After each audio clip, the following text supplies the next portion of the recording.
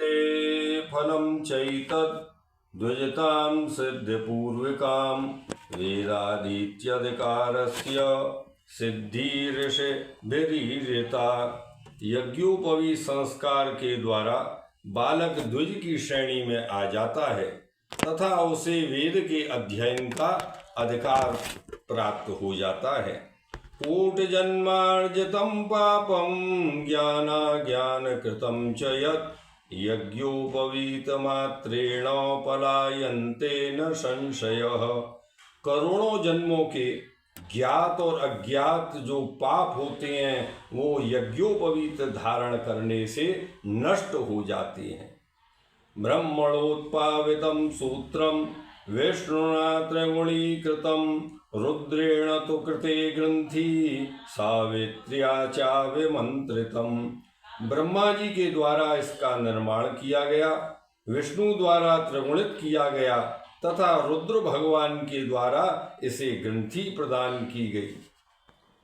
यज्ञोपवीत के निर्माण की विधि के विषय में कहा गया है कि किसी ब्राह्मण या ब्राह्मण कन्या के द्वारा निर्मित सूत को लेकर मंदिर या गौशाला में बैठकर भू इस मंत्र का उच्चारण करके 96 बार अंगूठे सहित चारों उंगलियों के मूल में लपेटे और उसे उतारकर ढाक आदि के पत्ते पर रखे। इसी प्रकार भुवः इस शब्द का उच्चारण करके दूसरी बार और स्वः का उच्चारण करके तीसरी बार हाथ पर लपेटे। बाद में आपो हिष्टा आदि मंत्रों से 3 इसको जल में भिगोवे, बाएं हाथ में रखकर 3 बार फटकारे। अब 3 व्याहृतियों से उसे एक बरा देकर एक रूप बना ले। उन्हीं मंत्रों से त्रिगुणित करे तथा प्रणव से ब्रह्म ग्रंथि बनावे। उसके 9 तंतुओं में ओमकार अग्नि आदि देवताओं का क्रमशः आवाहन कर स्थापना करे। इसमें 96 चप्पे ही क्यों हो, इसके विषय में कहा गया है चतुर्वेदेषु गायत्री चतुर्विंशतिकाक्षरी तस्मात् चतुर्गुणं कृत्वा ब्रह्म तंतु मुदीरयेत्। शिष्ट स्मृति के अनुसार गायत्री में भी 24 अक्षर होते हैं। चारों वेदों में व्याप्त गायत्री छंद के संपूर्ण को मिलाकर 24 गुणा 4 बराबर 96 अक्षर होते हैं। अतः 96 चप्पे का जनेऊ होता है। दूसरी वैदिक ऋचाओं की संख्या पतंजलि ने महाभाष्य में 1,00,000 बताई है। इनमें 80,000 कर्मकांड संबंधी, 1,600 उपासना कांड संबंधी तथा 4,000 ज्ञान कांड संबंधी हैं। ब्रह्मचर्य अवस्था अर्थात उपवीत होने के बाद वानप्रस्थ पर्यंत प्रत्येक द्विजाति कर्म और उपासना का अधिकारी होता है और चतुर्थाश्रम संन्यास में चले जाने पर उसे ज्ञान का अधिकार प्राप्त होता है।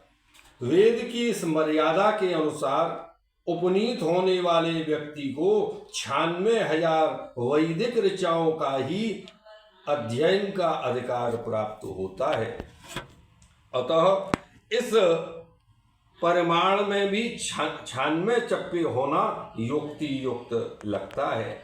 शेष 4,000 ऋचाओं के स्वाध्याय का जब अधिकार प्राप्त होता है तब यज्ञोपवीत की कोई आवश्यकता नहीं रहती।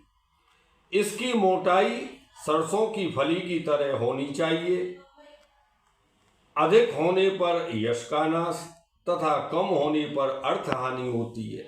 इसकी लंबाई कंधे से कटी तक की मानी गई है। नाभि के ऊपर होने पर आयु हानि तथा कटी के नीचे का तप नाश करता है। इसमें 3 सूत और त्रिवृत रहता है। इसका कारण इसे धारण करने का अधिकार 3 वर्णों को है।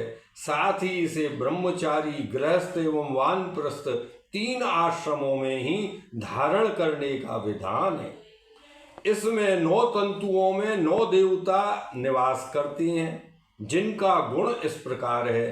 पहले तंतु ओमकार, यह ब्रह्म लाभ का प्रतीक है। दूसरा अग्नि, तेज स्थिति का प्रतीक है। तीसरा नाग धैर्य का प्रतीक है।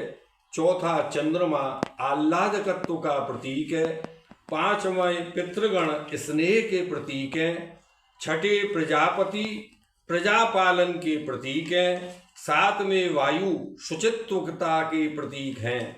आठवें सूर्य प्राणत्व के प्रतीक हैं। नौवें सर्वदेव सर्वगुणों के प्रतीक हैं। अब जो ब्रह्म ग्रंथि है ये ब्रह्म सूचक होने के कारण ब्रह्म ग्रंथि कहलाती है। इसमें भी अपने अपने गोत्र प्रवरादि के भेद से 1, 3 या 5 गांठ लगाने का विधान है। यज्ञोपवीत कितने धारण करें? यज्ञोपवीते 2 धार्ये श्रोते स्मार्ते च कर्मणि तृतीयमुत्तरार्थे च वस्त्राभावे तदिष्यते।